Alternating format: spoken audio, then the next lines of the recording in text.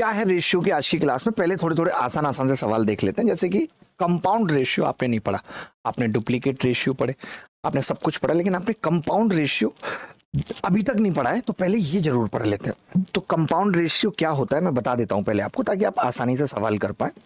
Compound ratio Hindi में क्या कहते हैं? आपने केमिस्ट्री अगर पढ़ी है तो हिंदी में कंपाउंड को कहते थे यौगिक। यहां भी यही कहते हैं यौगिक अनुपात, जबकि ये हिंदी गलत है एकदम, ये केमिस्ट्री वाली हिंदी है। बट जब कहते हैं तो हम भी मान लेते हैं कि भाई यौगिक अनुपात क्या होता है। आप में से कितने लोग जानते हैं कंपाउंड रेशियो के बारे में? कंपाउंड रेशियो का मतलब है आपने रेशियो को मिला दिया, मल्टीप्लाई कर दिया। जैसे कोई आपसे कहता है कि यार ए अनुपात बी है, कोई आपसे कहता है कि जी सी अनुपात डी है, और इन दोनों रेशियो का कंपाउंड रेशियो क्या होगा?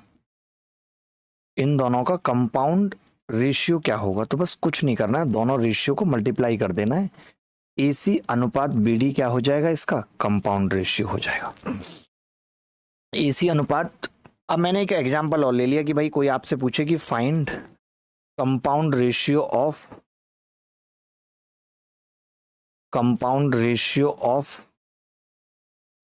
1:2, 3:4, 5:2 ऐसे पूछ लिया।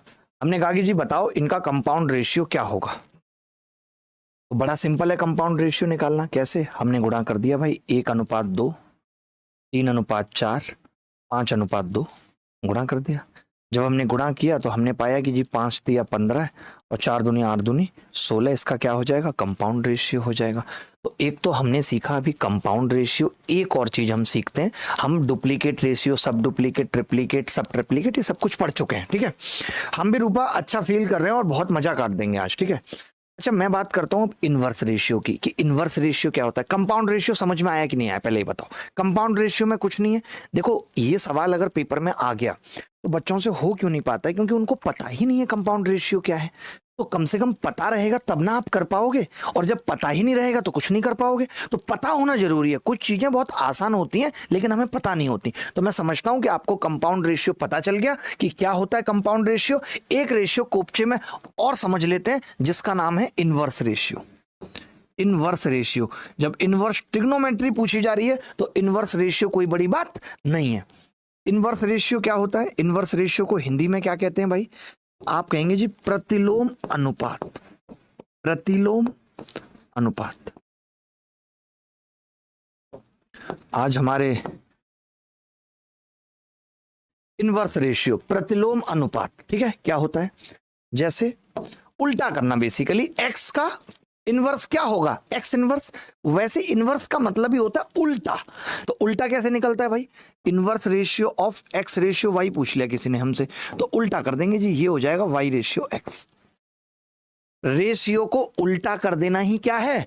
इनवर्स रेशियो है। बोलो ये दोनों बातें समझ में आ गई तो सवाल करते हैं, फटाफट आगे बढ़ते हैं, मजा आएगा, धुआं उठा देंगे आज की क्लास में। कंपाउंड रेशियो, यौगिक अनुपात, ए अनुपात बी, सी अनुपात डी, दोनों को मर्ज कर दिया, मल्टीप्लाई कर दिया तो वो क्या बन गया? Compound ratio. उल्टा कर दिया तो क्या बन गया? Inverse ratio. बोलो भैया बोलो। चलिए मैं सवाल पूछना शुरू करता हूं। पहला सवाल आज की क्लास का ये रहा आपकी कॉपी के ऊपर। The compound ratio of x ratio y and y ratio z is 2:3। If z बराबर 12 देन वैल्यू ऑफ एक्स बतानी है क्या होगी? वैल्यू ऑफ एक्स बतानी है क्या होगी? बताओ सर, प्लीज बता दीजिए ना कि कब तक करा देंगे। अभिषेक क्या कराना है? आपकी शादी करानी है? करा देंगे यार, जल्दी करा देंगे, जितना जल्दी हो जाएगा। हमने ऋचा की नहीं कराई क्या? दुर्गा जी की दूसरी नहीं कराई हमने? देखो अब ये कह रहा है कंपाउंड रेशियो इन दोनों का निकालना है।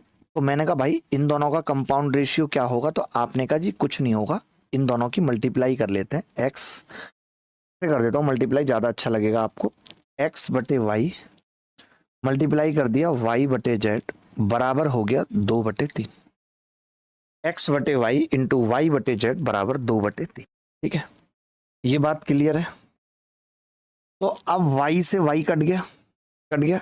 एक्स बटे जेड बताना है 2/3, एक्स बटे जेड बताना है 2/3। ठीक है, तो आपने कहा कि जी जेड की वैल्यू 12 है, तो मैंने लिख दिया एक्स बटे 12 बराबर 2/3। 3 चौक 12, तो एक्स कितना आ गया? 8। केवल पूरी क्लास में क्या एक पलक है जिसका उत्तर आया है, कोई और बच्चा भी था जिसका उत्तर आया है? बताओ आप। अगर आप उत्तर नहीं निकालोगे तो आप यहाँ जलील होने आए हो क्या भाई? मजाक चल रहा है क्या? यहाँ पे कोई मूवी चल रही है क्या, सिंघम 3? पर मार के गाल टेढ़ा कर देंगे, समझ गए? और जिधर थप्पड़ मारते हैं उधर साइड के दांत टूट के पेट के अंदर चले जाते हैं, और कहां जाके फिट हो जाते हैं आप सोच नहीं सकते। खाना खाने के लिए पूरा सिस्टम उल्टा करना पड़ेगा आपको। मैडम पढ़ नहीं रहे बच्चे, मजाक चल रहा है क्या कोई? सर मैंने बताया, बहुत बढ़िया प्रशांत, आप बहुत बढ़िया। सर क्या इस बैच में एक दिन में 2 क्लास चलती हैं? जी प्रियांशु, अभी कुछ दिन से 2 क्लास चल रही हैं, आगे एक हो जाएगी, एक ही चलेगी। ये सवाल बताइए। ये कह रहा है the compound ratio of the inverse ratio of the ratio इतने इतने इतने। पहले इनवर्स रेशियो निकालना है और फिर उसका कंपाउंड रेशियो निकालना है फटाफट से। मैं ये कह रहा था एक छोटी सी बात, x अनुपात yz है और y अनुपात zx है, ठीक है? z अनुपात xy है कि व्युत्क्रमी अनुपातों का मिश्र अनुपात बताना है क्या होगा, ठीक है? मजा आ जाएगा आपको। तो पहले तो आपने क्या करा, इन सबके इनवर्स निकाल लिए। इन सबके आपने क्या किया, पहले इनवर्स रेशियो निकाल लिए। सबके इनवर्स रेशियो क्या क्या होंगे, पहले वाले का उल्टा करेंगे, क्या होगा? तो आपने कहा जी yz रेशियो x हो जाएगा, yz रेशियो x। दूसरा वाला zx रेशियो y, तीसरा वाला xy रेशियो z। ये हो जाएगा नहीं? अब आपको क्या करना है, इनका कंपाउंड रेशियो निकालना है। इनका क्या निकालना है भाई? Compound ratio. कंपाउंड रेशियो निकालना है इन सब का। अब कंपाउंड रेशियो क्या होगा, इनको मल्टीप्लाई करना पड़ेगा। तो आपने कहा जब मल्टीप्लाई करेंगे तो ये तो आ जाएगा एक्स वाई जेड का स्क्वायर, और इधर वाला आ जाएगा एक्स वाई जेड खाली। तो एक्स वाई जेड से एक्स वाई जेड के स्क्वायर को काटेंगे तो क्या बचेगा, खाली एक्स वाई जेड रेशियो 1। ये इसका क्या आ गया भाई, कंपाउंड रेशियो आ गया। तो उत्तर होगा बी। क्या आ रहा था किसी बच्चे का भी?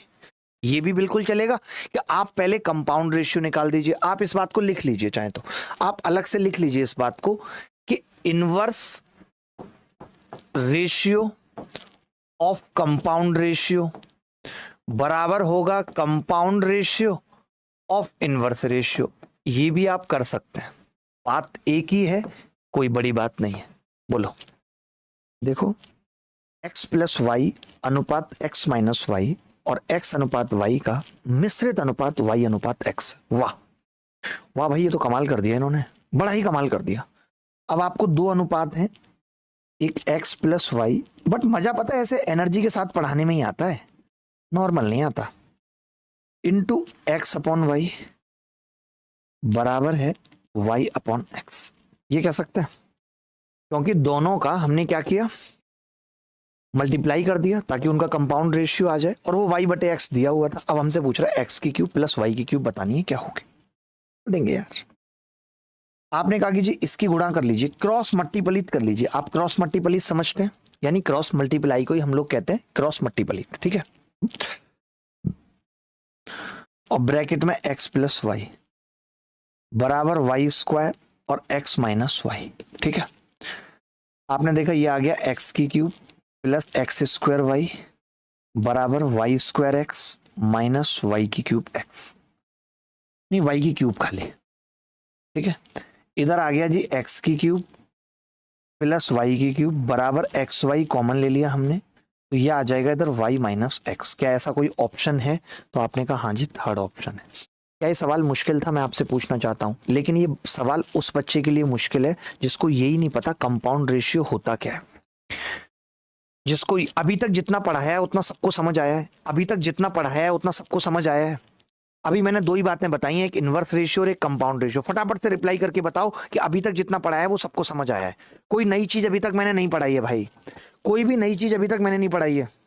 मैं ये कह रहा था ऐसा सवाल जब भी आता है तो इसमें थोड़ा सा दिमाग लगाना पड़ता है। 2016 मेंस में भी आया था, एक सवाल होमवर्क में भी दूंगा। क्या है, आपको इनमें रिश्ता देखना पड़ेगा। जो ये 3 4 7 है, तो आपको एक रिश्ता समझ में आ रहा है कि यार जो 3 4 है ना उसका सम 7 के बराबर है। बोलो ये चीज दिख रही है यहाँ पे या नहीं दिख रही है? यानी आपको ये दिख रहा है कि पहले दोनों का जोड़ तीसरे के बराबर है। ये बात दिख रही है भाई सबको? बोलो दिख रही है कि नहीं? तो मैंने क्या कहा, मैंने यही कर दिया, मैंने कहा यार पहले दोनों को जोड़ता हूं और तीसरे के बराबर कर देता हूं, कर दिया भाई मैंने। तो आपने कहा कि जब हम जोड़ेंगे तो y से y कट जाएगा और z से z कट जाएगा, कट जाएगा। ये वाला x उधर चला जाएगा तो क्या बचेगा इधर, खाली x प्लस z। और ये वाला w अगर इधर आ जाएगा और 2w पहले से है तो इधर आ जाएगा 3w। यानी x प्लस z की वैल्यू जो है वो 3w मिल गई हमें, x प्लस z की वैल्यू हमें 3w मिल गई। हमसे जो सवाल में पूछा है वो पूछा है जी 4x plus z minus 2w और रेशियो w, ये पूछा है हमसे। हमने कहा कि जी x प्लस z को 3w रख देते हैं, तो 4 तिया 12w में से 2w गए 10w और रेशियो w बराबर 10:1। 4 तिया 12 में से 2 गए तो 10:1 आ रहा है हमारा उत्तर। तो आपका कितना आ रहा है, सी कैसे आ रहा है आपका? मैं ये कह रहा हूं एक तो 2w था इधर और उधर खाली w था, w इधर जाके जोड़ेगा 3w आ जाएगा, x प्लस जेड 3w, 4 तिया 12, 12 में से 2 गए 10w, 10w बटे w 10:1, 10:1 ही आ रहा है। जिन लोगों का नहीं आ रहा है वो गधे हैं या तो, बट सवाल बहुत जबरदस्त था। a minus B, B minus C, C minus A. ये क्या है, सी माइनस ए नहीं है, ये गलती कैसे कर देते हैं यार लड़के, गधे हैं क्या? बिल्कुल सी माइनस डी है, ये डी को थोड़ा सही से तो बनाओ, ठीक है। अब आपने क्या देखा, ध्यान से सुनना, आपने देखा कि जी ये सवाल 2016 में आया था कि पहले दोनों का जोड़ तीसरे के बराबर है। ये आपने देखा, यहां पे देखा भाई, हमने यहां पे ये जोड़ा और तीसरे के बराबर कर दिया। जब हमने तीसरे के बराबर किया तो आपने देखा जी बी से बी तो कट गया, इधर कितना बचा, इधर बचा जी a माइनस सी और उधर कितना बचा है c माइनस डी। हम d को इधर ले आए a प्लस डी और c को इधर ले गए 2c। आपसे क्या पूछ रहा है सवाल में, यही पूछ रहा है कि a प्लस डी और c किसके बराबर होगा जी, 2/1 के, यानी 2:1 उत्तर आ गया। क्या ये सवाल मुश्किल था? आगे कभी ऐसा सवाल आएगा तो कर लेंगे भाई। अगला सवाल, अब प्रोपोर्शनल के सवाल आ गए, अब झड़ी लगेगी 30 सवाल प्रोपोर्शनल, और इतने सवाल पिछले सालों में प्रोपोर्शनल के आए हैं फिर भी ना कोई पढ़ता है बच्चा ना कोई पढ़ाता है। हमने आज की क्लास को डेडिकेट किया है प्रोपोर्शनल के लिए कि भैया प्रोपोर्शनल पे सवाल करेंगे, क्या बीमारी होती है प्रोपोर्शनल, ठीक है। कुछ कॉन्सेप्ट समझा देता हूं। जैसे अगर कोई ये कह रहा है कि ए प्रोपोर्शनल है बी के, इसको कैसे लिखा जा सकता है, इसको लिखा जा सकता है ए बराबर बी और के का मतलब है के एक कांस्टेंट है। जहां ए की वैल्यू अगर a1 है और बी की वैल्यू b1 है तो ये के साथ आएगा। यानी अगर ए की वैल्यू a2 है और बी की b2 तो भी ये के साथ आएगा। अगर मैं इन दोनों को भाग कर लूं तो मैं ऐसा भी लिख सकता हूं a1/a2 बराबर b1/b2। अब क्या होगा, के से के कट जाएगा। अब क्या होगा, के से के कट जाएगा। बोलो कट गया कि नहीं? यानी अगर कल को मुझे कोई बोल दे कि यार a अनुपात 1/b है तो मैं यहां से बिना के माने डायरेक्ट लिख सकता हूं कि a1/a2 बराबर होगा, अब b नीचे है तो b1 पहले नीचे आएगा और फिर b2 उसके नीचे आएगा तो वो ऊपर पहुंच जाएगा। ये हमें डायरेक्ट बनाना आना चाहिए। अगर किसी ने मुझे कहा कि x प्रोपोर्शनल है y/z के तो मुझे डायरेक्ट बनाना आना चाहिए कि भैया x1/x2, तो y तो इसके जस्ट सामने है तो मैं y1/y2 करूंगा, लेकिन z नीचे है तो यहां से z1 की शुरुआत होगी, z2 ऊपर पहुंच जाएगा। ये आपको डायरेक्ट बनाने आने चाहिए। बाकी जब सवाल आएगा, अभी पता है ये क्या कह रहा है, a प्रोपोर्शनल है b के, a प्रोपोर्शनल है b के और b प्रोपोर्शनल है 1/c के और c प्रोपोर्शनल है √d के। तो हम यहां से ये कह सकते हैं कि भैया a प्रोपोर्शनल है √d के। यानी इन दोनों में क्या संबंध होगा, तो यही संबंध होगा कि a प्रोपोर्शनल है। वो हमने उल्टा कर दिया भाई, हमने उल्टा लिख दिया। मैं माफी चाहता हूँ, यहां तक तो सब सही था बट आगे गड़बड़ हो गई। कैसे बताता हूँ। एक्चुअली इन्होंने ये कहा था ना कि a प्रोपोर्शनल है b की और b प्रोपोर्शनल है 1/c है, c नीचे है, तो जब c प्रोपोर्शनल लिखेंगे तो ये d नीचे आएगा √d। यानी a किसके प्रोपोर्शनल है, तो आप कहेंगे जी a प्रोपोर्शनल है 1/√d के। ए किसके प्रोपोर्शनल है? 1/√d के। ये बात सबको समझ में आ रही है कि नहीं? तो ए और डी के बीच में संबंध क्या होगा? ऑप्शन लगता है कोई सही नहीं है, ऑप्शन गलत है। या तो ऑप्शन होता कि ये वाला ऑप्शन होता इस तरीके से कि भैया ए प्रोपोर्शनल है 1/√d के, या तो ये लिखा होता, या फिर जब हम इसका स्क्वायर कर दें तो ए स्क्वायर प्रोपोर्शनल आ जाएगा 1/d के। अगर मैं डी लिखना चाहूं तो डी प्रोपोर्शनल हो जाएगा 1/a² के, या फिर ये ऑप्शन होता। तो या तो आंसर ये है, या आंसर ये है, या आंसर ये है, इनमें से कोई भी एक आंसर है। कोई बात नहीं, चलिए अब अगला सवाल देखते हैं। अभी आपको आ जाएंगे, बहुत सवाल है, एक तरीके के कोई एक सवाल नहीं है, ठीक है। देखो, x y³ -1 के रूप में बदलता है और y = 2 पर 3 के बराबर है, ठीक है। तो x ज्ञात करें जब y 4 होगा। मैं इसको दोनों तरीके से बताऊंगा ताकि आपको कंसेप्ट क्लियर हो कि ये फंडा है क्या प्रोपोर्शनल वाला, ठीक है। देखो भाई, x क्या है? प्रोपोर्शनल है, ध्यान से समझना, y³ -1 के प्रोपोर्शनल है। यानी मैं लिख सकता हूं x = k और y³ -1, ठीक है। लिख सकता हूं भाई? बोलो बोलो, लिख सकता हूं कि नहीं? अरे बोलो भाई, आपने कहा लिख सकते हो, ठीक है। मैंने कहा y = 2 पर 3 के बराबर है। x कितना है? 3 के बराबर है। कब? y = 2 पर। y 2 तो 2³ -1। यहां से k का मान कितना आ गया? 3/7 आ गया। 3/7 आ गया, ठीक है। 3/7 आ गया, k = 3/7, ठीक है। अब मैंने यहां पे दोबारा इन्होंने क्या कहा है? इन्होंने कहा x बताओ कब? k तो 3/7 है, जब y कितना है? 4, यानी 4³ -1। तो आपने कहा 64 में से 1 गया 63, 63 को 7 से भाग करेंगे, 7 3 63, 9 3 27, x की वैल्यू आ गई 27।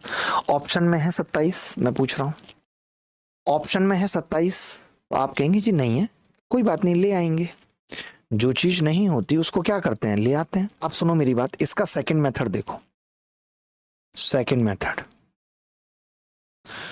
जैसे आपको डायरेक्ट पता है कि x प्रोपोर्शनल है y³ -1 के, तो आप ये कह सकते हैं कि जी x1 अपॉन x2 बराबर होगा जी y1 की क्यूब -1 बटे y2 की क्यूब -1 के बराबर आ जाएगा। डायरेक्ट कर सकते हैं। कैसे? सर हमको कैसे पता चलेगा कि k की वैल्यू निकालनी है? हरिओम, अभी पता चल रहा है ना, ऐसे ही पता चलेगा। फिर भी चुपचाप सवाल देख लो, कैसे पता चलेगा? कैसे पता चलेगा कि ये रेशियो का सवाल है? लिखा हुआ है साफ साफ कि x वेरीज h, इसका मतलब है x डायरेक्टली प्रोपोर्शनल है y³ -1 के। वेरीज का मतलब वेरी कर रहा है, किसके अकॉर्डिंग कर रहा है? y³ -1 के अकॉर्डिंग कर रहा है।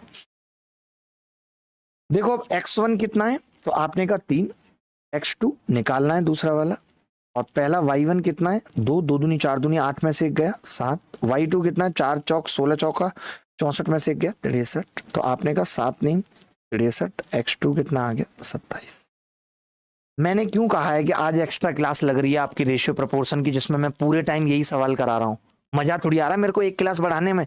मुझे पता है कि आपको ये नहीं आता है और हर बार सवाल पूछे जा रहे हैं इस पे। एक्सचेंज कर दो वीरेंद्र भाटी का बैच। सर इकोनॉमिक्स का क्लास नहीं हुआ है, प्लीज सर देखो इकोनॉमिक्स की क्लास का पूछना क्यों नहीं हुआ है? मजाक चल रहा है क्या यहाँ पे? मैं गांठें तोड़वा दूंगा सबकी, 2 मिनट नहीं लगेंगे मुझे गांठें तोड़वाने में। ये सवाल देखो,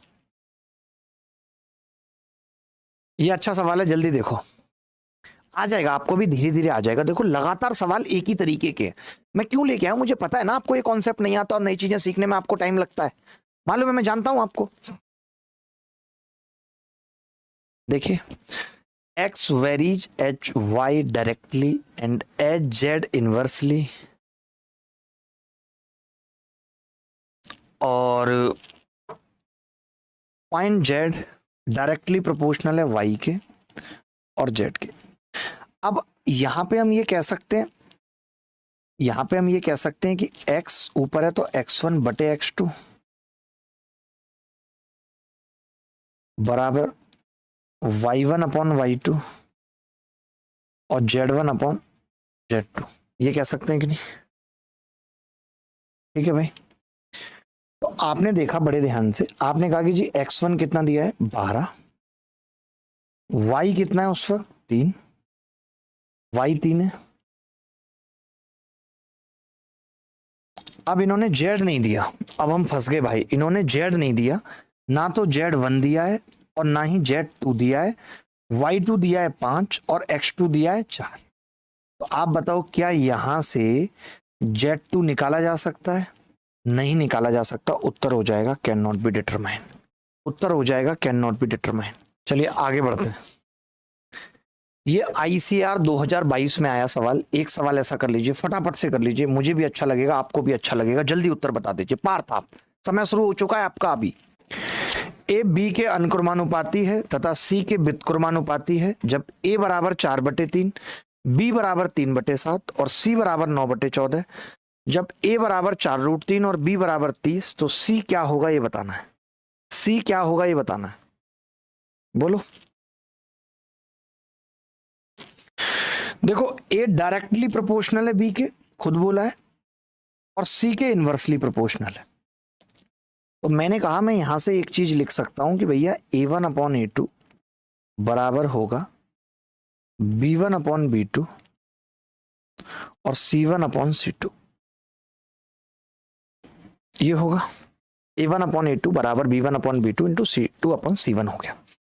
आपने कहा जी ए कितना है, A1 तो 4/3 है, A2 कितना है 4√3 है, बराबर B1 कितना है 3/7 है, B2 कितना है 30 है, C1 कितना है 9/14 है, तो 9/14 और C2 पूछा है सवाल में, पूछा है। खेल खत्म, के निकालने की जरूरत नहीं है, बिना के कर सकते हैं।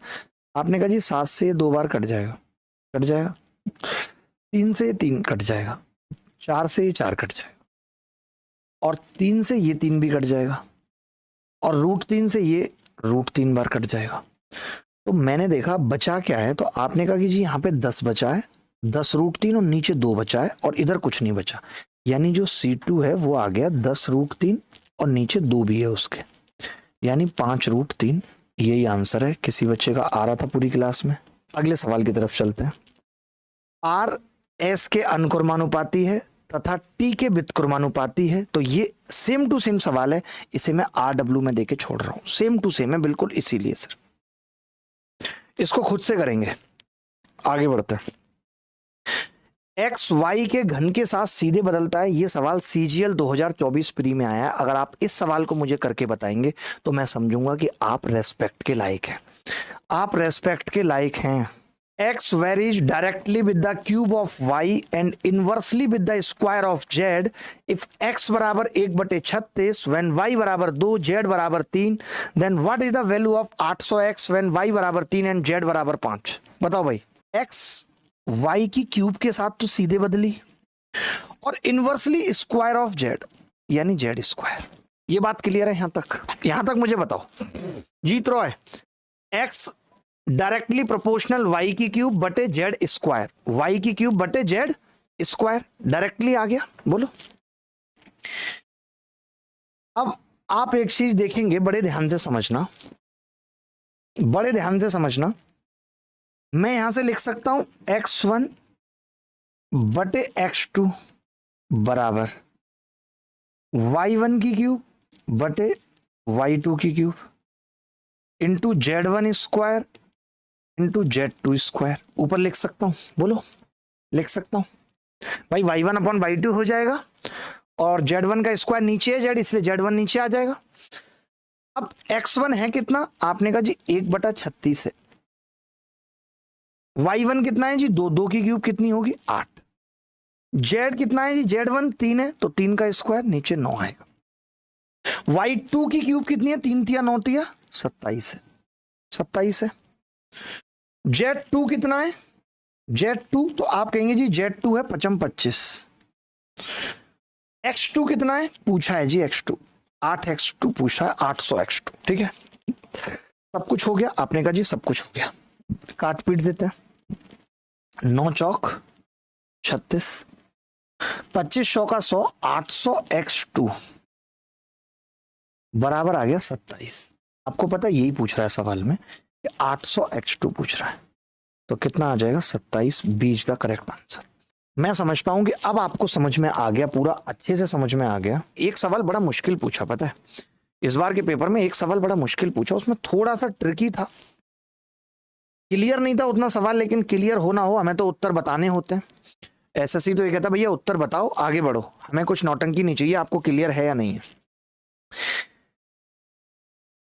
ये सवाल भी मेरे को बड़ा खतरनाक लगा, मेरे को पर्सनली खतरनाक लगा। अभी तक ये पेपर में आया नहीं है किसी में, बट ये आ सकता है। आप एक बार करके बताओ इसे। देखो भाई ध्यान से, x सीधे y और z के वर्गों के योग के समानुपाती है, y और z के वर्ग के व्युत्क्रमानुपाती है। यदि x बराबर 8, y बराबर 1/2 और z बराबर √3/2 है, तो x बराबर 1, z बराबर 6 होने पर y का मान ज्ञात करें। ये पूछ रहा है, बड़ी सिंपल सी बात है, ठीक है। x डायरेक्टली प्रोपोर्शनल है किसके, y square plus z square के, तथा y और z के वर्ग के व्युत्क्रमानुपाती है। ये भी दे दिया साथ में, y और z के स्क्वायर के व्युत्क्रमानुपाती है। बोलो है या नहीं, तो आप कहेंगे हाँ जी है। x डायरेक्टली प्रोपोर्शनल है y square plus z square और बटे y इंटू जेड स्क्वायर, ठीक है। तो मैं अब यहां से ये कह सकता हूं, इसको x बराबर ये मान सकता हूं, इसको k मान के बता रहा हूं, बहुत लफड़ा सा दिख रहा है इसीलिए, बट कहोगे तो बिना k के भी बता दूंगा, बट k मान के मुझे सही लग रहा है कि ठीक है, कौन इतना लफड़ा लेगा। y square plus z square बटे y जेड स्क्वायर, मैं गंदगी नहीं चाहता। तो आपने कहा जी x कितना है, 8 है, y square plus z square कितना होगा, तो आप कहेंगे 1/4, 3/4, एक ही हो जाएगा ये तो, बटे y कितना है 1/2 और जेड स्क्वायर कितना है 3/4, तो इसको मैं लिख सकता हूं k और ऊपर आ जाएगा 8/3। आपने कहा 8 से 8 कट गया, k का मान आ गया जी 3, k का मान कितना आ गया 3। यानी मुझे अब ये मालूम चल गई एक इक्वेशन कि x बराबर है, k कितना है 3 और y square plus z square बटे y जेड स्क्वायर। मुश्किल सवाल था ये, आसान सवाल नहीं है बिल्कुल भी, आपको बता दूं मैं, ये बिल्कुल भी आसान सवाल नहीं है, मुश्किल सवाल है, ठीक है। तो अब आप कहोगे कि x कितना है, तो x कितना है 1 बराबर 3 और y स्क्वायर कितना है जी निकालना है, जेड स्क्वायर कितना है 36, नीचे भी 36 y स्क्वायर आ गया, 3 से 12 बार कट गया, मैं इधर ले आऊं इसको तो 12 y है ना, ये y स्क्वायर नहीं है, y है भाई, खाली y है, खाली y। तो आपने कहा कि जी 12y और माइनस y स्क्वायर बराबर 36 आ गया, यानी कि अगर y कॉमन ले लूं तो ऐसे फैक्टर करने हैं जो 36 आ जाए, तो आपने कहा जी y का मान 6 होगा, यही आंसर है। जो मैं ये सवाल बता रहा हूं प्रोपोर्शनल के, फिर इससे बाहर सवाल आएंगे नहीं, जल्दी जल्दी कर लो। देखो ये कह रहा है x डायरेक्टली प्रोपोर्शनल है z के और y डायरेक्टली प्रोपोर्शनल है z के, दोनों ही प्रोपोर्शनल है, x और y दोनों डायरेक्टली प्रोपोर्शनल है। यानी मैं ये लिख सकता हूं कि जी x बराबर, x डायरेक्टली प्रोपोर्शनल है z के, तो मैं ये कह सकता हूं x बराबर k1z है, k1z। आपने कहा कि जी y, तो मैंने कहा कि y डायरेक्टली प्रोपोर्शनल है किसके, z के, तो मैं यहां से कह सकता हूं y बराबर है k2z के।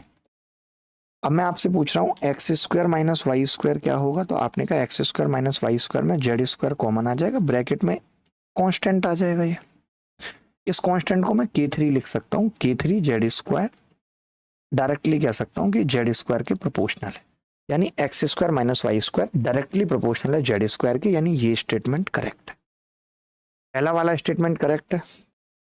आगे बढ़ते हैं, समझना। अब अगला जो पॉइंट है वो है कि जी एक्स जेड के इनवर्सली प्रोपोर्शनल है, एक्स इनवर्सली प्रोपोर्शनल है जेड के, यानी मैं ये कह सकता हूं एक्स बराबर k1 बटे जेड, ठीक है। y is inversely proportional to z, y भी इनवर्सली प्रोपोर्शनल है जेड के, यानी मैं ये कह सकता हूं y बराबर k2 अपॉन जेड कह सकता हूं।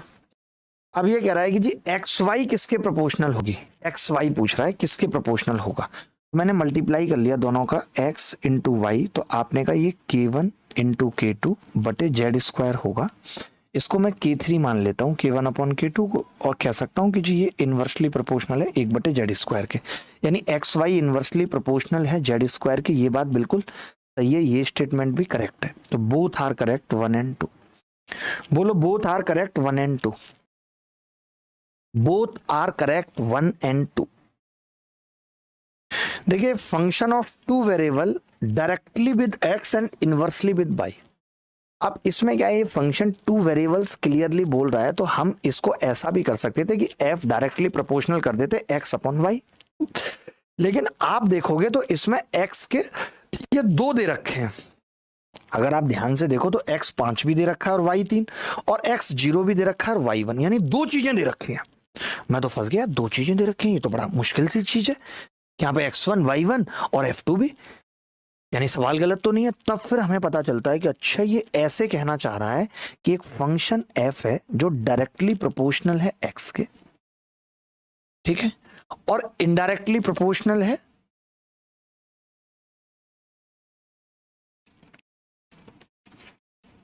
y के।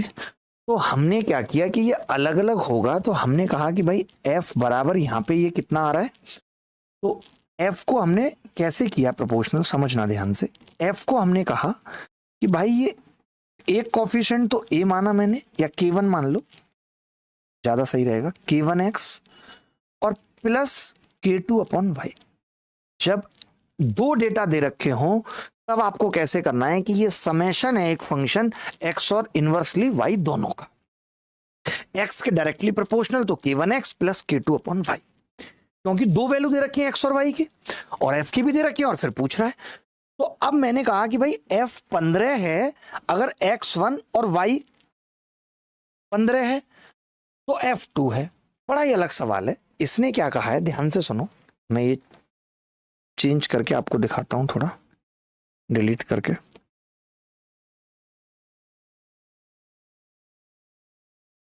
अरे सवाल ही डिलीट हो गया, ऐसे नहीं हो सकता ना, कोई बात नहीं। देखो मैंने क्या कहा, इन्होंने ये 2 बातें दे रखी हैं, एक तो ये आप देखो ध्यान से, और दूसरी बात है ये, अगर ये सवाल सिंगल वाला होता तो फिर इसकी जरूरत नहीं होती, 2 चीजों की जरूरत नहीं होती। यानी मैं समझ गया कि f डायरेक्टली प्रोपोर्शनल है x के और f डायरेक्टली प्रोपोर्शनल है y के, तो मैं इसको लिख सकता हूं f बराबर k1x plus k2 upon Y. अब मैंने कहा f अगर 15 है, ध्यान से सुनना, x 0 है, f 15 x 0 और y कितना है 1, तो k2 की वैल्यू तो आ गई 15। कैसे आई, जब मैंने x 0 रखा और y 1 रखा और f 15 रखा, तो k2 कितना आ गया मेरा, 15 आ गया, मुझे पता चल गया। फिर मैंने x 1 रखा तो ये k1 प्लस y 15 रखा, k2 बटे 15, और f कितना है 2। तो आपने कहा कि जी k2 और 15 तो आपस में बराबर हैं, कट गए, यानी यहां से k1 की वैल्यू कितनी आ गई 2। k1 की वैल्यू कितनी आ गई यहां से 2, ठीक है। आपको पता चल गया कि जो f फंक्शन है वो क्या है, वो है 15x प्लस नहीं 2x, k1 2x प्लस 15 बटे वाई। f क्या है 2x प्लस 15 बटे वाई। f क्या है 2x प्लस 15 बटे वाई। बोलो भाई, k1 1 आ रहा है, कैसे 1 आ रहा है, अच्छा ये एक बार कट भी तो गया भाई, गलती हो गई मुझसे, ये एक बार कट भी तो गया ना, ये 1 आया यहाँ पे, तो k1 आ गया 1, तो ये आ गया x प्लस 15 बटे वाई। अब आपको पता है x 1 है, आपको कब बताना है ये फंक्शन, जब x 5 है और प्लस y 3 है, 15 बटे 3, 3 पंजे 15, 5 और 5 10। इस सवाल का सही उत्तर है। ये एक बहुत मुश्किल सवाल सीजीएल में पूछा गया। एक कांस्टेंट लिखा क्यों नहीं लिखा, एक कोफिशिएंट लिखते, अगर ये बात ना दे रखी होती, 2 बातें ना दे रखी होती। इन्होंने f की 2 वैल्यू दी है। आप बताओ, अगर मैं इसे डायरेक्ट x बटे वाई लिख देता एक कोफिशिएंट मान के, तब तो दूसरे की जरूरत ही नहीं थी। क्या जरूरत थी, बताओ मुझे। दोबारा सुन लो मेरी बात, मैं ये कह रहा हूं क्या 2f की जरूरत थी कि एक बार f15 भी दे रखा है, एक बार f2 भी दे रखा है, यानी दो फंक्शन की वैल्यू दे रखी है, तो हमें ये सोचना पड़ेगा कि ये फंक्शन इस तरीके से प्रोपोर्शनल है, इस तरीके से इनवर्सली प्रोपोर्शनल है। ये बताओ अगर आपसे मैं पूछूं समेशन वाली इक्वेशन को देख के कि f का x कैसे प्रोपोर्शनल है, तो आप कहेंगे डायरेक्टली प्रोपोर्शनल है। y का कैसा प्रोपोर्शनल है, इनवर्सली प्रोपोर्शनल है। दोनों था तो मैंने दोनों को क्या कर दिया, मिला दिया। हम मिला सकते हैं, कोई नई बात नहीं है, नई बात नहीं है, हम मिला सकते हैं। पिंक लाइन, फिर से पिंक लाइन में तो कुछ नहीं किया भाई, वैल्यू रखी है कि जब f15 था y 1 था तो x 0 था तो k2 आ गया, जब x1 था y 15 था f2 तो k1 आ गया। आप देखोगे समझ में आ जाएगा घर जाके। अब ये सवाल CGL प्री 2023 में आया, जरा देखना, इस सवाल को पढ़ने में चाहिए 15 मिनट कम से कम। 15 मिनट में आदमी इस सवाल को पढ़ पाएगा?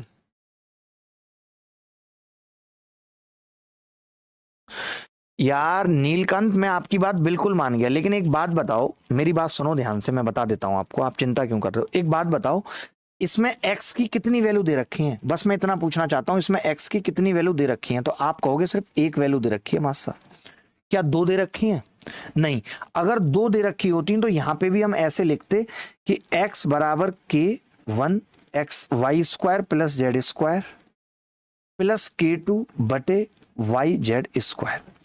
अगर इस सवाल में भी x की दो वैल्यू दे रखी होती तो मैं समझ जाता कि ये सवाल इक्वेशन कहना क्या चाह रही है। यहां पे एक ही वैल्यू थी, मैं दो ले लेता तो कभी k1 k2 निकाल ही नहीं पाता। यहां पे मुझे फंक्शन की दो वैल्यू दे रखी है, मतलब कि वो इस तरीके से प्रोपोर्शनल है। बाकी इनको और क्लियर करना चाहिए, समेशन वगैरह बोलना भी चाहिए, बट नहीं बोला है तो भी हमें समझना पड़ेगा। आगे बढ़ते हैं, 15वां सवाल देखिए। एक कार को एक कर्व मोड पर फिसलने से रोकने के लिए आवश्यक बल पाउंड बल में कार के वजन और इसकी चाल के वर्ग मील प्रति घंटे में अनुक्रमानुपाती है। गजब सवाल है भाई। देखिए भाई, एक कार को एक कर्व मोड पर फिसलने से रोकने के लिए आवश्यक बल यानी कि F डायरेक्टली प्रोपोर्शनल है कार के वजन यानी वेट और इसकी चाल के वर्ग यानी वेलोसिटी का स्क्वायर के अनुक्रमानुपाती है और कर्व की त्रिज्या के व्युत्क्रमानुपाती यानी अपॉन आर। ये दे रखा है भाई, अपॉन आर। ये बात समझ में आ गई। अब आप यहां से एक बात तो निकाल सकते हैं कि जी F1 अपॉन F2 बराबर होगा बेटा W1 बटे W2 V1 अपॉन V2 का स्क्वायर, और ये R उल्टा है तो R2 अपॉन R1 आ जाएगा। बोलो ठीक है। चलो अब समझना ध्यान से। तो मैंने क्या देखा, देखो आप पता है कई बच्चे क्या होंगे इस सवाल में थोड़ा सा दिमाग कैसे लगाते हैं, आपको कुछ कटिंग यहीं पे करनी पड़ेगी, नहीं तो लेंथी हो जाएगा सवाल। कैसे? पहले वाली स्पीड 35 है तो 5 सत्ते 35 और 5 दाही 50, यानी स्पीड आएगी जी 7/10, तो मैं यहाँ 49/100 लिख दूंगा डायरेक्ट मन में ही। ठीक है। R1 कितनी है, तो आपने कहा जी 0 से 0 कट गई, ये 5 से काटेंगे 15, ये 5 से काटेंगे 11, यानी 11 नीचे 15 ऊपर है, तो ये 15/11 हो जाए। मानते हो? आपने कहा बिल्कुल मानते हैं। अब बात आती है वजन की। वजन कितना है भाई? तो पहले 2750 पाउंड था, अब मैंने इसको काटा तो ये किससे कट जाएगा? आपने कहा 3 से कट जाएगा जी, और 5 से भी कट जाएगा, 15 से काट लो, 15 एकम 15, कितना बचेगा? 12। 15 से नहीं कटेगा ये, 5 से तो कट ही नहीं रहा ना ये, तो 5 से ही काट लो इसको। 5 पचम 25 और 25 से कट जाएगा सीधे। 25 से कटेगा? नहीं कटेगा 25 से, 5 से ही कटेगा। पचम 25 और फिर 5 से इसको काटेंगे तो 5 सत्ते 35 72, यानी कि जो वजन है वो आ रहा है 55/72। 55/72 आ रहा है वजन, बराबर। पहले वाला बल कितना था? 6125 था, और दूसरे वाला बल F2 हमसे पूछा है। सवाल मुश्किल देखने में लग रहा था, है नहीं। तो अब ध्यान से समझना, इसको काट पीट कर लें तो आपने कहा हाँ कर सकते हैं। 5 से ये कटेगा 11 बार, और 5 से ये कटेगा 3 बार, और 25 से ये कटेगा 4 बार कटेगा। 3 से ये कटेगा 6 और 2 8 और 1 9, 3 से नहीं कटेगा ये, 3 से ये कट जाएगा जी कितनी बार? 24 बार कट जाएगा ये 3 से। अच्छा, 11 से कटेगा तो आपने कहा 11 से कट सकता है। 11 पंजे 55 बचेगा 6, 11 पंजे 55, 6 बचेगा, फिर 62 हो जाएगा। 11 से भी नहीं कट रहा भाई ये तो। F2 तो बड़ा गंदा आ रहा है उत्तर यार। अच्छा 11 से तो वैसे भी नहीं कटता ना, क्योंकि 11 से तो ये 11 कट गया, ये 11 से ये 11 कट गया, जरूरत ही नहीं है 11 से काटने की। तो हमें तो 49 से काटना है भाई इसको। हमें इसको किससे काटना है? 49 से। तो ध्यान से सुनना, मैंने कहा कि जो F2 आएगा वो आएगा, आपने कहा जी 61 25 आएगा, मैंने कहा बिल्कुल आएगा। आपने कहा 24 आएगा, मैंने कहा आएगा। आपने कहा 4 आएगा, आएगा। और नीचे आएगा 49। तो मैं इतना तो समझ गया कि जो भी संख्या आएगी वो 25 से कटेगी, क्योंकि नीचे 25 नहीं है और ये 25 से कट रही है। 25 से वो संख्या कटती है जिसके लास्ट 2 डिजिट 25 से कटते हैं। अगर ये 25 से कटेगा तो 40 25 से नहीं कट रहा और 60 भी 25 से नहीं कट रहा। क्या कट रहा है 25 से? मुझे बता दो, अगर कट रहा है तो बता दो भाई, कोई तो बता दो। बोलो भाई, गलत बोल रहा हूं तो बता दो। 49 से डिवाइड करने पर 125 आएगा। 61 25 गुणा 24 गुणा 4/49। क्लियर है बात? तो मैंने कहा कि जो भी उत्तर होगा, ध्यान से समझना, वो एक तो 4 का मल्टीपल होगा बेटा, और 4 से वो संख्या कटती है जिसके लास्ट 2 डिजिट 4 से कटते हैं। तो ये भी नहीं कट रहे। ये कट रहे हैं क्या? नहीं। तो एक ही ऑप्शन बचता है 12,000। ये इस सवाल का सही उत्तर था। आप बताओ ये अप्रोच कब सीखोगे आप मुझसे? मैंने कहा 25 का मल्टीपल होगा, 4 का मल्टीपल होगा, और 25 और 4 का मल्टीपल में 2 जीरो लास्ट में आना जरूरी है। एक ही ऑप्शन में आ रही थी। ये सवाल सबको समझ में आया कि नहीं? क्या ये सवाल जितना लेंथी था उतना मुश्किल था? बिल्कुल भी नहीं था। ये सवाल जितना लेंथी है उतना मुश्किल था क्या? बिल्कुल नहीं था। अब देखो, एक वृक्ष की आयु उसके तने में मौजूद छल्लों की संख्या पर निर्भर करती है। वृक्ष की आयु बोले तो एज डायरेक्टली प्रोपोर्शनल होती है किस पे? छल्ले। छल्ले को क्या लिख दें? सी। और वृक्ष का मूल्य जो है, प्राइस, उसकी आयु के समानुपाती होता है, एज के। ठीक है। यदि 40 छल्ले और 50 वर्ष की आयु वाले वृक्ष का मूल्य 50,000 है, तो एक चीज समझना ध्यान से कि ये डायरेक्टली प्रोपोर्शनल है। तो 50 वर्ष आयु और मूल्य 50,000, तो ये बात तो तय हो गई कि जो आयु और मूल्य है वो इसका कितने गुना है जी? 1000 गुना। तो मैंने कहा 37.5 का 57,500 नहीं हो सकता, 1000 गुना नहीं है। 57.5 का 37,500 नहीं हो सकता। या तो अब ये उत्तर होगा या ये उत्तर, दोनों में से कोई एक उत्तर होगा भाई। ठीक है, अब समझना, मैं ये कह रहा हूं अगर इसके 40 छल्ले हैं और मूल्य 50,000 है, तो 30 छल्ले का मूल्य कम होगा, यानी ये भी नहीं होगा। तो डी उत्तर है। डी उत्तर है। बोलो एक बात बताओ, 50 वाले का 50,000, तो 37.5 वाले का 37,500, 57.5 वाले का 57,500। लेकिन ये 30 छल्ले हैं और वो 40 छल्ले थे। बाकी आप निकालना चाहो तो निकाल सकते हो, कोई बड़ी बात नहीं है। इसको करना कोई बड़ी बात नहीं है।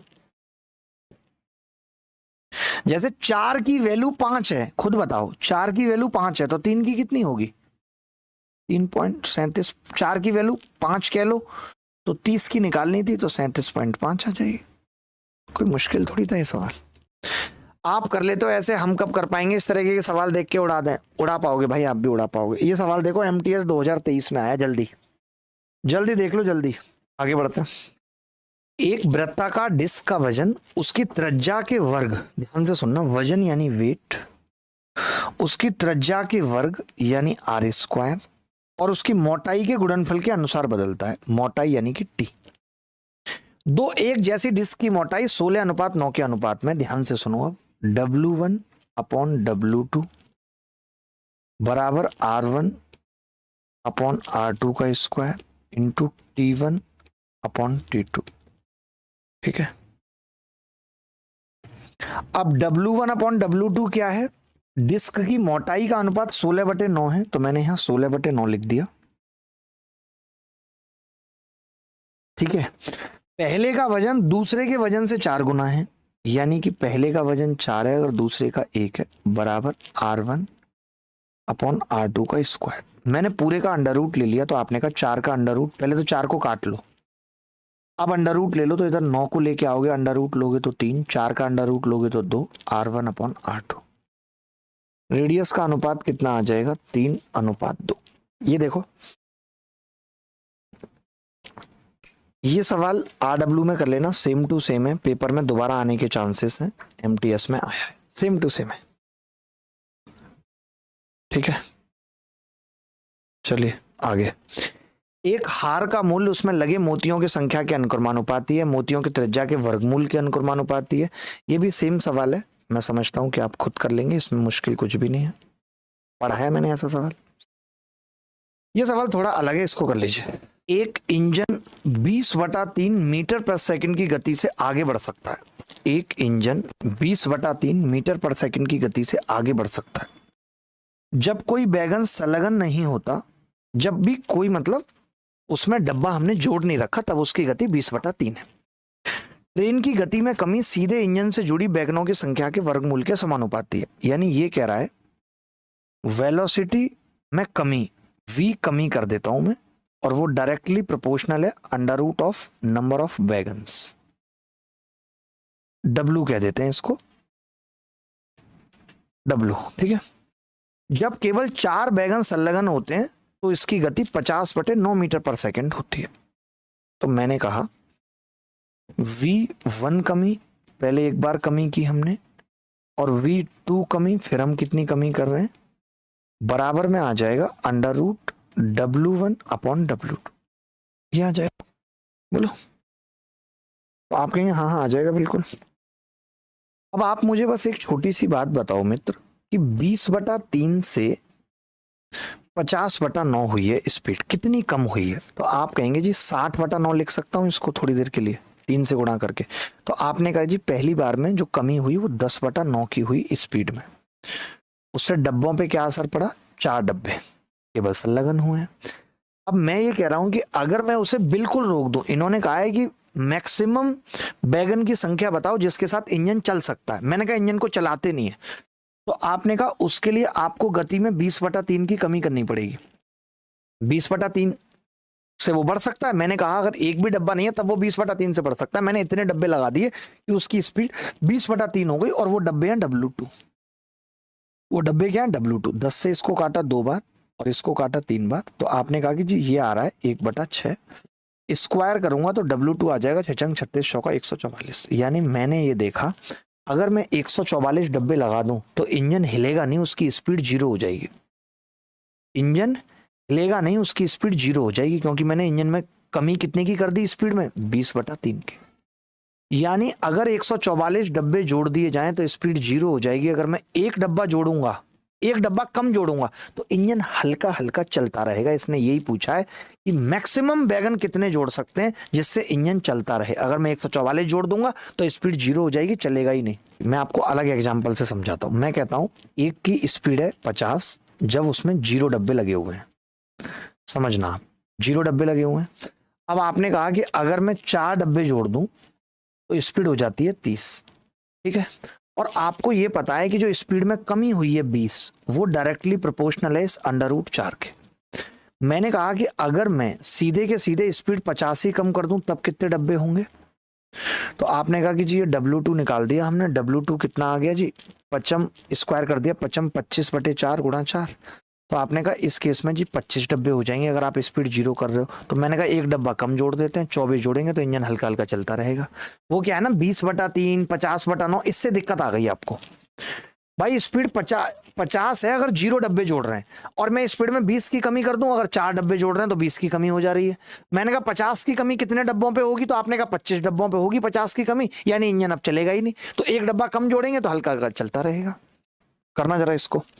एक इंजन द्वारा कोयले की खपत सीधे उसके वेग के वर्ग के समानुपाती होती है। जब वेग 40 है तब खपत 100 किलोग्राम होती है। यदि कोयले की कीमत 50 पैसे प्रति किलोग्राम है और दूसरी स्थिति में खर्चा 32 रुपए प्रति घंटा है, तो 160 किलोमीटर यात्रा में कोयले की खपत क्या होगी? बड़ा ही अच्छा सवाल है। जो भी बच्चा इस सवाल का उत्तर बताएगा, बताओ क्या होगा।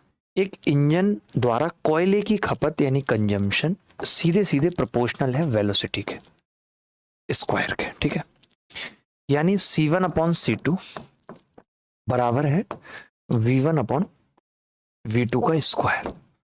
ठीक है, आपने कहा जब वेलोसिटी 40 है तब खपत 100 है। यदि कोयले की कीमत 50 पैसे प्रति किलोग्राम है और दूसरे मामले में खर्च 32 रुपए प्रति घंटा है। 32 रुपए प्रति घंटा है। ठीक है भाई, तो मैं ये पूछना चाहता हूं आपसे कि 1 किलोग्राम कोयला 50 रुपए का है, तो 1 घंटे में कितनी खपत हो रही है आप मुझे बता सकते हैं? 1 आवर में कंजम्पशन कितना होगा? तो आपने कहा कि जी 1 आवर में जो कंजम्पशन है, 1 घंटे का खर्च 32 रुपए और 1 किलोग्राम 50 पैसे का आ रहा है, तो 32 रुपए का कितना आ जाएगा जी? 64 किलोग्राम आ जाएगा। दूसरी स्थिति में, दूसरी स्थिति में जो कंजम्पशन है वो 64 किलोग्राम है। ये बात तो पता लग गई हमें, पता लग गई, क्योंकि इन्होंने बोला है 1 घंटे में 32 रुपए का खर्चा है और 1 किलोग्राम 50 पैसे का आता है, यानी 64 केजी का मामला है। तो मैंने कहा पहले में क्या था, स्पीड 40 थी, ठीक है, और V2 मुझे निकालनी है, और खपत पहले में कितनी थी? 100, और दूसरे में खपत कितनी है? 64। आपने कहा कि जी वर्गमूल ले लूं तो 10/8 बराबर 40/V2। तो V2 कितना आ गया? V2 आ गया जी, इससे कट जाएगा कुछ नहीं, तो आपने कटना तो चाहिए यार। V2 8 चौक 32 आ गया। V2 आ गया जी 32 किलोमीटर प्रति घंटा, ये आ गया। मैं आपसे जानना चाहता हूं एक छोटी सी बात, ज्यादा बड़ी बातें तो मैं जानूंगा नहीं, एक छोटी सी बात आपसे जानना चाहता हूं कि 160 किलोमीटर में कोयले की खपत कितने घंटे लगेंगे 100 किलोमीटर चलने में? टाइम पूछ रहा हूं। तो आपने कहा कि जी टाइम हो जाएगा 160/32 बराबर 5 घंटे। 5 घंटे, 32 पंजे 160, कितना हो गया जी? 5 घंटे हो गया। अब आप ही मुझे बताइए कि अगर 1 घंटे में 64 केजी की खपत थी तो 5 घंटे में कितनी होगी? 64 से गुणा कर लेते हैं, 320 केजी। बहुत अच्छा सवाल है ये, बहुत अच्छा सवाल है। अच्छे से होगा नहीं है, जब ये सवाल पेपर में आएगा तो अच्छे से होगा नहीं। मैं आपको बता दूं, किसी जगह के बिजली बिल को 2 भागों में बांटा गया, एक भाग निश्चित है और दूसरा भाग उपयोग किए गए कुल यूनिट की संख्या के वर्ग के अनुपाती है, ठीक है। यानी पहले तो 10 रुपए लेंगे आपसे, और फिर अगर आपका 10 यूनिट का खर्चा है तो 10 का स्क्वायर 100 रुपए लेंगे, ये कह रहा है। यानी फिक्स है। उसके बाद ऐसा है, एक व्यक्ति 170 यूनिट उपयोग करता है और 555 रुपए का भुगतान करता है, और 220 यूनिट के लिए 630 रुपए का भुगतान करता है। 380 यूनिट और 250 यूनिट का उपभोग करने पर किए गए भुगतान का अनुपात ज्ञात कीजिए। एक बिजली का बिल 2 पार्ट में है, बिल जो है वो 2 पार्ट में है। एक तो भाई फिक्स्ड है, और उसके बाद क्या है फिर प्रोपोर्शनल है, के मैंने मान लिया, और यूनिट का स्क्वायर है। फिक्स है प्लस के यूनिट का स्क्वायर है। एक व्यक्ति 170 यूनिट उपभोग करता है तो उसका बिल आता है 555 रुपए। यहां पे बिल आता है 555, तो उसमें फिक्स्ड रहा होगा, और प्लस के इंटू यूनिट कितनी है, तो आपने कहा जी 155। एक भाग निश्चित है, दूसरा भाग उपयोग किए गए कुल यूनिट की संख्या के वर्ग के अनुपाती है, यही है। आपने कहा कि जी फिर 555 रुपए का भुगतान है। 220 यूनिट के लिए कितना है, तो आपने कहा कि जी ये 630 का भुगतान करता है। 630 का भुगतान करता है, फिक्स्ड है, इसमें उतना ही फिक्स्ड है, प्लस के इंटू 220 का स्क्वायर। ऐसे ही है, बोल देना भाई, बता देना, कोई डाउट नहीं आना चाहिए। सर यूनिट का स्क्वायर तो लिखा ही नहीं है, लिखा तो है यूनिट का स्क्वायर है, अब पता नहीं है ना एक यूनिट कितने का है, तो मैंने मान लिया के उसका मल्टीपल मान लिया। आपने देखा कि जी हमने क्या किया, माइनस कर दिया। 555 630 में से गया तो 45 और 30 कितना है, 75। अब फिक्स से फिक्स तो कट जाएगा कि 220 के स्क्वायर में से 155 का स्क्वायर घटेगा भी भाई, तो 220 में 155 जोड़ू मैं तो 375, और घटा दूं तो 45 और 20 65। ऐसे आ गया भाई, ये तो बड़ा गंदा उत्तर आ रहा है। यानी जो के की वैल्यू है वो कितनी आ रही है, बड़ी गंदी आ रही है। कोई बात नहीं, निकालनी पड़ेगी हमें। 75 से कितनी बार कटेगा, आपने कहा 5 बार कटेगा, तो के की जो वैल्यू आ रही है वो 1/65 इंटू 5 आ रही है। 1/65 इंटू 5, यही है ना, कोई दिक्कत तो नहीं है किसी को यहां तक? बहुत गंदा सा नहीं हो रहा है इस हिसाब से अगर कर रहे हैं इसको तो? अब इन्होंने कहा अगर ये स्क्वायर ना होता ना यहाँ तो खेल हो जाता, स्क्वायर नहीं होता फिर हमें इतनी टेंशन नहीं थी इसको करने में। ये स्क्वायर का पंगा डाल दिया इसने, इसलिए दिक्कत आ गई हमें। अगर ये स्क्वायर यहाँ नहीं होता तो हमें दिक्कत बिल्कुल नहीं आती। वो हमें दिक्कत इसीलिए आ रही है कि इसने स्क्वायर का पंगा डाल दिया। हम 5 से भाग भी लगा सकते हैं, पूरे को फिक्स्ड भी 5 से भाग लग जाएगा।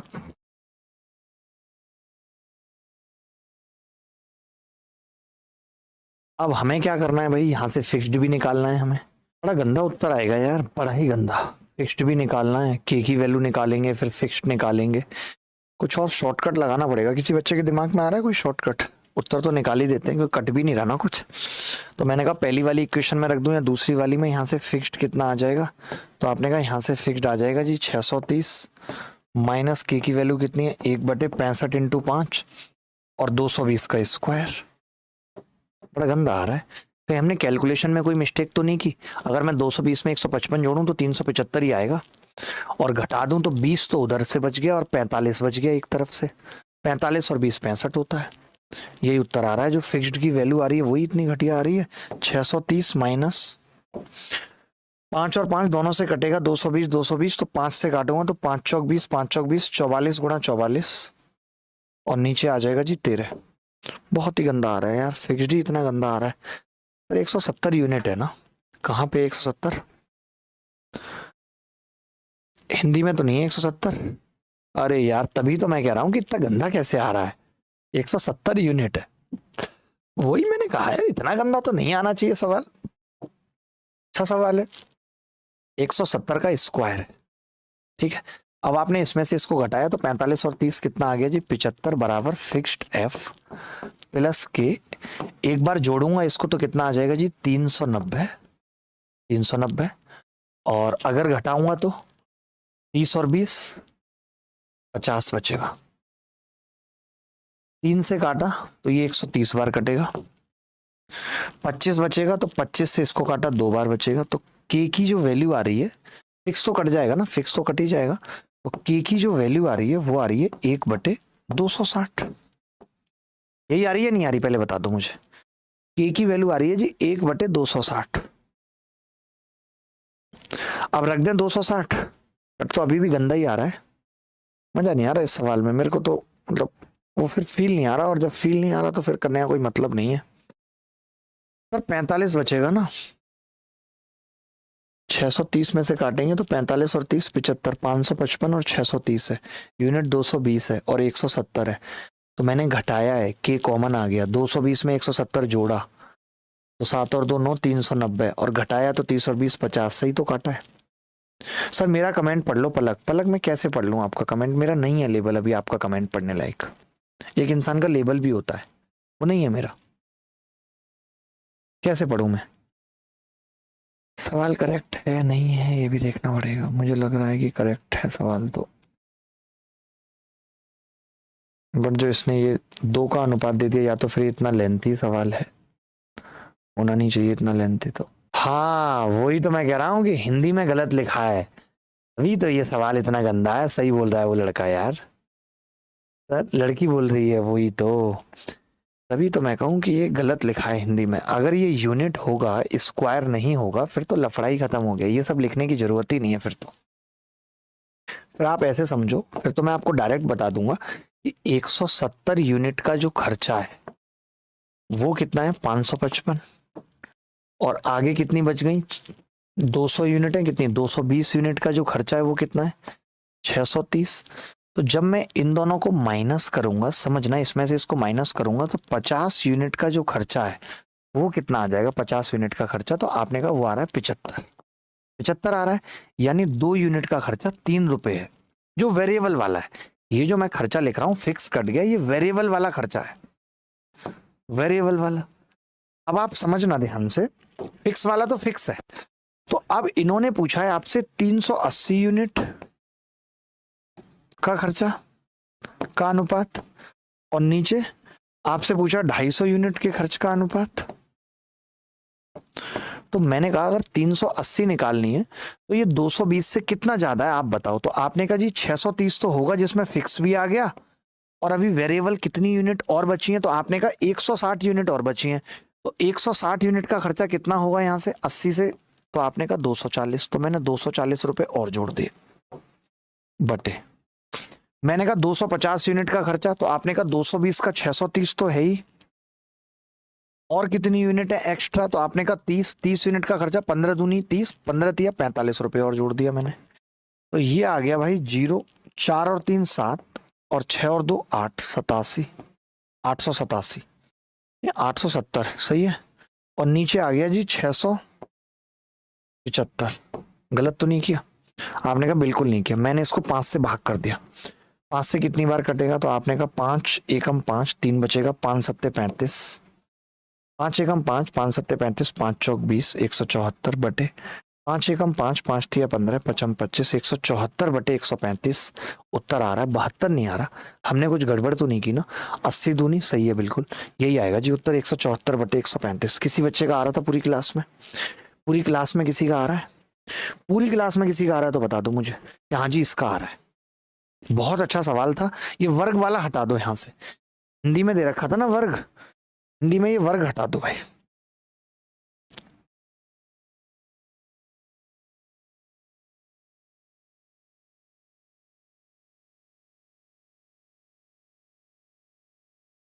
अब सही है सवाल। आज के लिए बस इतना ही रखो सर। नहीं नहीं, मैं कुछ सवाल होमवर्क में देके जाऊंगा, ऐसे नहीं जाऊंगा। मैं कुछ सवाल होमवर्क में देके जाऊंगा, ऐसे नहीं जाऊंगा। अच्छा सवाल था ये, बहुत प्यारा था, मैंने करा भी बहुत प्यारा। देखो मैंने क्या करा आपको बता देता हूँ। फिक्स तो इसमें भी है, इसमें भी फिक्स्ड है, इसमें भी फिक्स्ड है, और प्लस यूनिट के हिसाब से है, के इंटू यूनिट। इसमें भी फिक्स्ड है और प्लस यूनिट के हिसाब से है। तो जब मैं घटाऊंगा तो फिक्स से फिक्स कट जाएगा और यूनिट की वैल्यू निकल आएगी, बात खत्म। ठीक है, चलो ये सवाल आपको होमवर्क में लिखना है, RW है आपका, करके ही आना है। इससे ऊपर सवाल प्रोपोर्शनल में ना कभी जिंदगी में पूछे गए थे, ना कभी आगे जिंदगी में पूछे जाएंगे। मैं सारे सवाल इकट्ठे कर लाया जहां जहां भी हो सकते थे। आपको इससे ज्यादा सवाल देखने की जरूरत नहीं है, इससे ज्यादा सवाल देखने की आपको जरूरत प्रोपोर्शनल में नहीं है। ये सवाल तो पीछे आ चुका है, ऐसा ही सेम टू सेम सवाल है, इसको भी RW में लिख लीजिए। उत्पादन पर वस्तुओं के, ये भी सेम सवाल है, आसान सवाल है। करने हैं सवाल आपको होमवर्क में, आंसर मिल जाएंगे इनके आपको। ये डब्बे वाला सवाल एक करा चुका हूं, अभी आप अपने आप करिएगा, इसमें मेरा कोई रोल नहीं है। डब्बे वाले सवाल में आज मजा आया क्लास करके या नहीं? बाकी आगे कल।